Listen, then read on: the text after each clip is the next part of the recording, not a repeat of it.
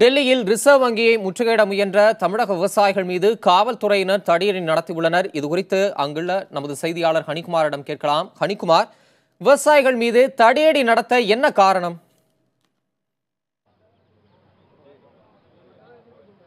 தமிழரசன் இன்று காலை விவசாயிகள் பல்வேறு விதமான நூதன போராட்டத்தில் ஈடுபட்டார்கள். குறிப்பாக தங்களுடைய நிலையை அரசுக்கு தெரிவிக்கின்ற விதமாக தங்களுடைய கையை பிளேடால் அறுத்துக்கொண்டு மோதி போன்று வேடமடைந்த நபருக்கு ரத்தாபிஷேகம் செய்து தங்களுடைய அந்த நூதனமான முறையிலே அவர்கள் போராட்டம் நடத்தினார்கள். அதன் பிறகு மறுபடியும் விவசாயிகள் அதே இடத்திலே அமர்ந்து போராட்டம் நடத்தி கொண்டிருந்தார்கள். இந்த சூழ்நிலையில் மதிய இடைவேளையின் போது விவசாயிகள் இரு குழுக்களாக பிரிந்து சென்று ஆர்பிஐ முற்றுகையிடப் போவதாக அவர்கள் திட்டமிட்டார்கள். இருந்தாலும் கூட காவல்துறையினர் அந்த ஜந்தர் மந்தர் என்கிற இடத்தை விட்டு செல்வதற்கு அவர்களை அனுமதிக்கவில்லை. இதன் காரணமாக விவசாயிகள் தாங்கள் உணவருந்த செல்வதாக சொல்லிவிட்டு 3-4 குழுக்களாக பிரிந்து அவர்கள் ரிசர்வ் வங்கியை முற்றுகையிடுவதற்காக சென்றிருக்கிறார்கள். இருந்தாலும் ஒரு குழுவினரை மட்டுமே இங்கே ஜந்தர் மந்திரை விட்டு வெளியே சென்றார்கள். மீதம் இருக்கக்கூடிய மற்றொரு குழுவினர் ஜந்தர் மந்திரிலேயே மாட்டிக்கொண்டார்கள். அவர்களை காவல்துறையினர் அனுமதிக்கவில்லை. அந்த ஒரு குழுவினர் ஆர்பிஐக்கு சென்று ஆர்பிஐ முற்றுகையிடுவதற்காக அவர் முன்னேறி சென்றிருக்கிறார்கள். அப்போது அவர்களை தடுத்த ரிசர்வ் பாதுகாப்பு படையினர் நீங்கள் உள்ளே செல்லக்கூடாது, நீங்கள் எங்கிருந்து வருகிறீர்கள் என்று கேள்வி எழுப்பியிருக்கிறார்கள்.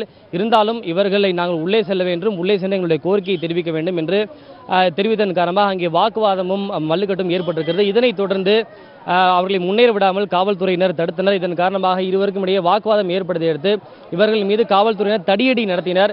இதனைத் தொடர்ந்து அவர்களை காவல்துறையினர் 2 வேன்களிலே கைது செய்தனர். அதில் கைது செய்யப்பட்ட ஒரு குழுவினரை தற்போது ஜந்தர் மந்திரிலே காவல்துறையினர் அழைத்து வந்து மீண்டும் அவர்கள் இங்கே விட்டிருக்கின்றனர்.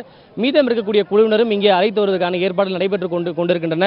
இருந்தாலும் கூட ஐயாக்கன் அவர்களை இங்கே வர வேண்டும், அவர்களை கைது செய்து வைத்திருக்கிறார்கள், அவர்களை நாங்கள் பார்க்க வேண்டும், எங்களுடைய கண்ணிலே காட்ட வேண்டும் என்கிற அந்த கோரிக்கையை வலியுறுத்தி தற்போது அவர்கள் முழக்கங்களை எழுப்பி வருகிறார்கள். இது குறித்து நாம் இங்கே இருக்கக்கூடிய விவசாயியிடம் கேட்கலாம். ஐயா, இப்போ எத்தனை குழுவா நீங்க போய் ஆர்பிஐ நீங்க முற்றுகையிட போனீங்க? அங்க என்ன பிரச்சனை ஆக்சுவலா நடந்தது? முற்றுகையில இட போகலைங்க, சும்மா பார்க்க தான் போனோம். நாங்கள் போனது ஒரு 15-20 பேர் போனோம்.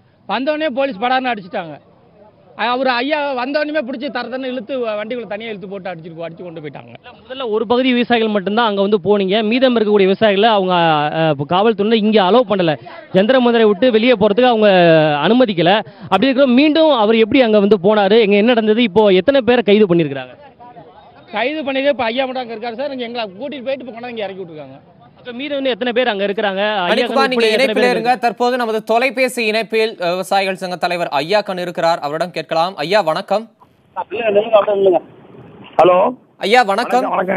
வணக்கம் ஐயா, இப்ப ரிசர்வ் வங்கியை முற்றுகையிட முயன்ற விவசாயிகள் மீது தமிழக அங்க இருக்கக்கூடிய காவல்துறையினர் தடியடி நடத்தி இருக்கிறாங்க. இது தொடர்பா உங்களுடைய கருத்துக்களை நீங்க பதிவு செய்யுங்க. ஐயா, நேற்றைய தினம் ரிசர்வ் வங்கி கவர்னர் விவசாய கடன் தள்ளுபடி பண்ண சொல்றாரு. அவருடைய ஒரு மாசம் அவருக்கு ஆவர செலவு 25 லட்சம் ரூபா. வருஷத்துக்கு அவருக்கு வந்து 3 கோடி ரூபா கிடைக்குது அவருக்கு. நாங்க எங்க விவசாயிக்கு ஒரு 250 ரூபா கிடைக்கிறதில்ல. ரிசர்வ் பேங்க் கவர்னர் எங்களை தாழ்வாக தரக்குறைவாக பேசியிருக்கிறார். எங்களுக்கு லாபகரமான விலை கொடுத்தா நாங்க ஏன் ரிசர்வ் பேங்க் கடன் தள்ளுபடி கேட்கிறோம்? லாபகரமான விலையை கொடுக்க மறுத்துட்டு ரிசர்வ் பேங்க் கவர்னர் வச்சு எங்களை கேவலமாக பேச வைத்தார்கள். அதற்காக இன்று ரிசர்வ் பேங்கை முற்றுகையிட சென்றோம். அங்கே நாங்கள் சென்ற பொழுது அங்கே எங்களுக்கு ஒரு 1000 போலீஸ் போட்டாங்க. போலீஸாருக்கு எங்களுக்கும் பிரச்சனை வந்து அவங்க தடியடி நடத்தினாங்க.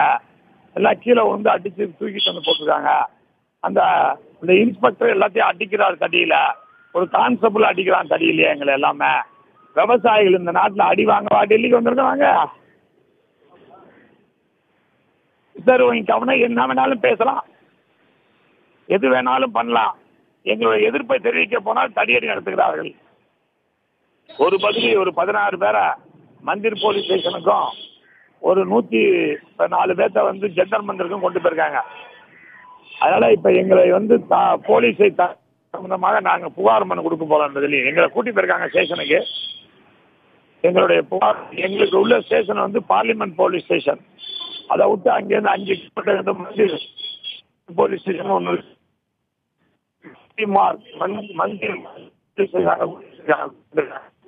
என்ன காரணம் போனாதான் தெரியும். திரு ஐயாக்கன், இந்த நிகழ்வுக்கு அப்புறம் யாராவது தமிழக தலைவர்களோ இல்ல வேறு கட்சி தலைவரோ உங்களை யாராவது பார்க்க வந்தாங்களா? இதற்கு அடுத்த உங்களுடைய நடவடிக்கை என்னவா இருக்கும்? இல்ல சார், இப்ப வந்து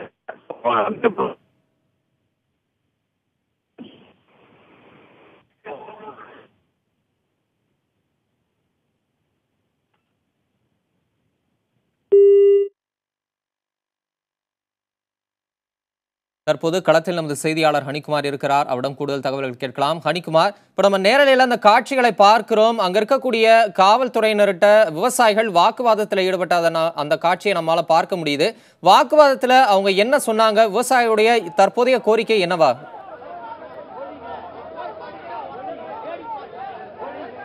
அதாவது நீங்கள் ஏன் ஐயக்கன் அவர்களை கைது செய்தீர்கள், அவளை நீங்கள் உடனடியாக இங்கே கொண்டு வந்து விட வேண்டும் என்கிற அந்த முழக்கங்களை எழுப்பி காவல்துறையோடு அவர்கள் வாக்குவாதம் செய்து கொண்டிருக்கிறார்கள். இருந்தாலும் கூட காவல்துறையினர் அவர்களை நாங்கள் காவலில் வைக்கவில்லை, அவர் அங்கிருந்து கைது செய்து மறுபடியும் இங்கே தான் கொண்டு வந்து விட போகிறோம், அவர் இங்கே வருவார், அவர் விடுவிக்கப்பட்டு விடுவார் என்று அவர்களை சமாதானம் செய்து வருகிறார்கள்.